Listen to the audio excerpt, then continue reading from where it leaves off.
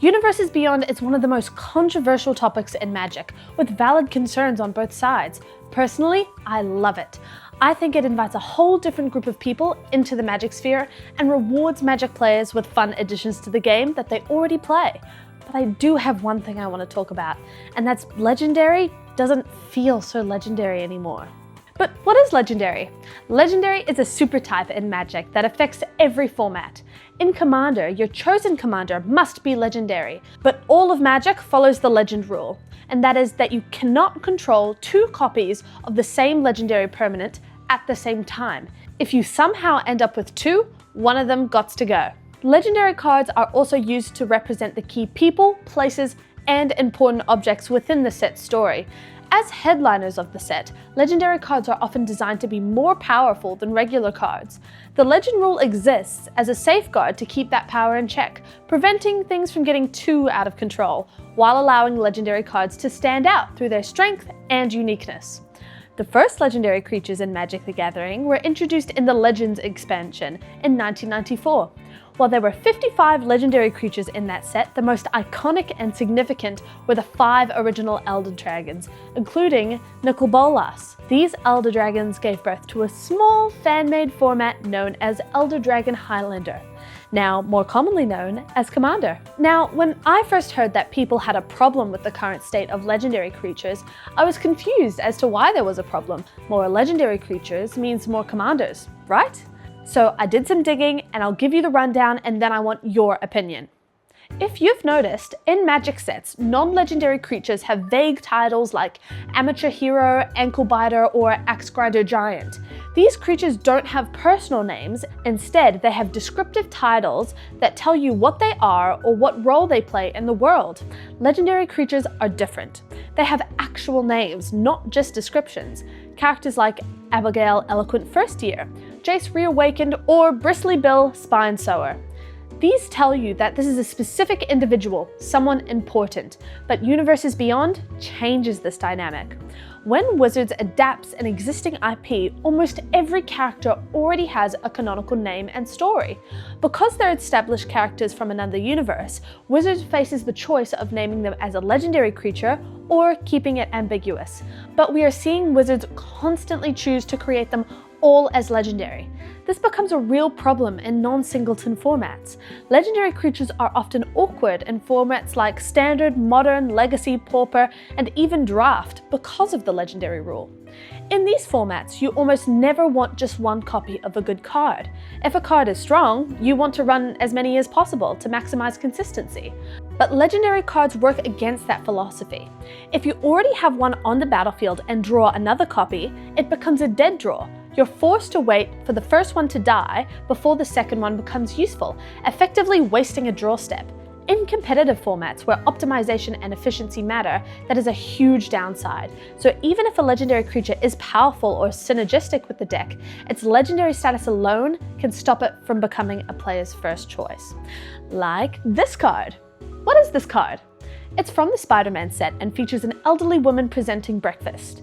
If you guessed Aunt May, you'd be 100% correct. And if you didn't, who else would it be? Now, I don't think Aunt May deserves to be a legendary creature. Her ability is weak and extremely situational. You could have just named her Caring Aunt and the community would still instantly recognize who it's meant to represent without needing a legendary status. Because when you compare her to other non-legendary cards that do similar or even better things, it raises the question of whether the legendary super type is being used for identity alone rather than actual gameplay importance. My thinking is that Magic paid for all the rights to Spider-Man, so they're going to use all the rights. Well, maybe not all the rights. But let's look at the 3 most recent in-universe Magic sets. Secrets of Strixhaven has 35 legendary creatures. Lauren has 21. Edge of Eternities has 17. Now compare that to the 3 most recent Universes Beyond sets. Teenage Mutant Ninja Turtles has 103. Spider-Man has 93. And Avatar has 116. Now, don't get me wrong. I entirely understand why this happens. They do it for the fans that love the IP. Let's say they release a My Little Pony set, my favorite IP. If they don't have my favorite background character seen in one episode as a legendary creature I can play as my commander, I'm gonna be very upset. But why are there 8 Aangs? 8 of them! Now, having that many different cards of the same character isn't crazy, as Chandra has 20 unique prints, the most in the game, but her first printing was in 2007 and have been printed in all of these sets. That's 17 sets over 19 years. If we use that logic on Aang, in 2045 we would have 136 Aangs. I just think 8 legendary creatures in one set is a bit excessive for the same character because Urza is one of the most influential legendary creatures in the history of Magic. He was introduced in 1998, he is a central figure responsible for shaping the entire Magic storyline, yet Urza has only received 6 card printings across nearly 3 decades. Baldi beat him in one set. Nukubolas is one of the most popular legendary creatures, an Elder Dragon. He was one of the first released in 1994. He is an alternative format with his name on it. He is even the tutorial guide in Magic Arena, and he only has 6 printings after 33 years. Why does every single Ninja Turtle have more cards than him? And they do this thing where they just put 2 names in one card and pretend it's a new creature, and I just don't like it. It's also very inconsistent between different sets. Final Fantasy has 176 legendary creatures. Because Final Fantasy pulls from over 16 different games, the set spreads representation widely. We only see duplicate characters a few times, mostly among the main cast. The most printings belong to Cloud and Sephiroth, with 3 cards each, fitting, as they are some of the most recognizable and marketable. And sexy. So overall, about 50 legendary creatures have more than one card with the same character name, leaving 126 unique legendary creatures. Now, compare that to Avatar. Avatar has 116 legendary creatures, despite only being based on 3 seasons of a single TV show. Instead of broad representation, we see heavy repetition. There's 3 Boomies, 3 Meis, 3 Sukis, 3 Zhaos, 3 Momos, 4 Appas, 5 Azulas, 5 Aros, which is acceptable because he's the GOAT, 5 Toffs, 6 Soccers, 7 Kataras, 7 Zuko's, and of course, 8 Aangs. So out of the 122 legendary creatures, 84 share names with other cards, leaving only 38 truly unique cards. Now, I don't want to talk too badly about Universes Beyond because I genuinely love it. But it's annoying when these sets are so unorganized. Like, I love my boyfriend, but he still annoys me when he asks me to take Cloud and Sephiroth down. Why is that back up again, bro? What? Can you put that back? No! Get rid of it! Stop! No! What I'm trying to say is when you love something, you want it to be the best possible version of itself. I think there should be a hard ceiling. It makes sense for Universes Beyond to include more legendary creatures because they're adapting named characters, but it shouldn't spiral out of control. At most, the number of legendary creatures in a set should be no more than double what we see in a normal Magic set. Anything beyond that, it starts to dilute what legendary is supposed to mean. We are seeing underpowered or extremely narrow commanders that don't really hold up, and just strange legendary creatures that exist more for completion rather than actual gameplay identity. So instead of legendary meaning rare, iconic, and defining, it can sometimes feel like it just means this card has a name and can be your commander and you can't have 2.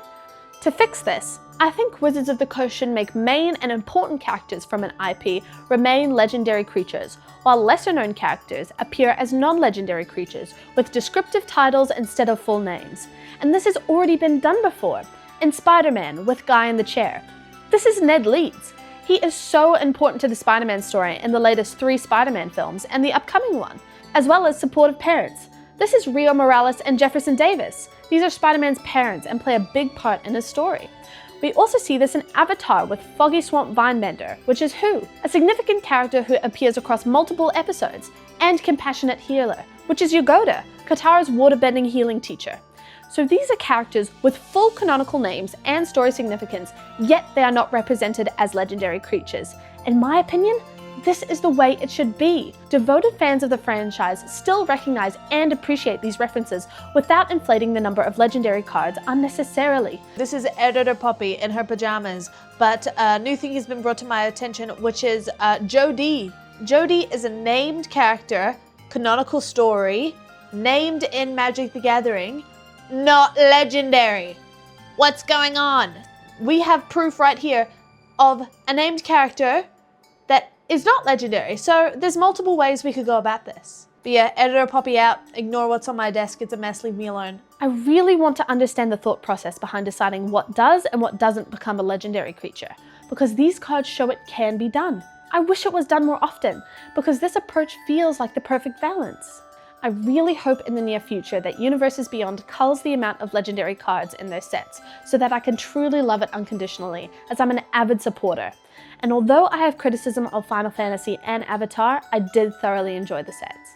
With Spider-Man and Teenage Mutant Ninja Turtles, nobody's perfect. But I would love to hear your opinion on the topic.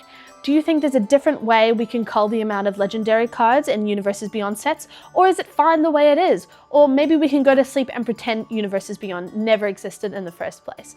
Wrong opinion, but still like to hear it. And I also want to say a huge thank you to everyone who watched and liked and subscribed with my last video.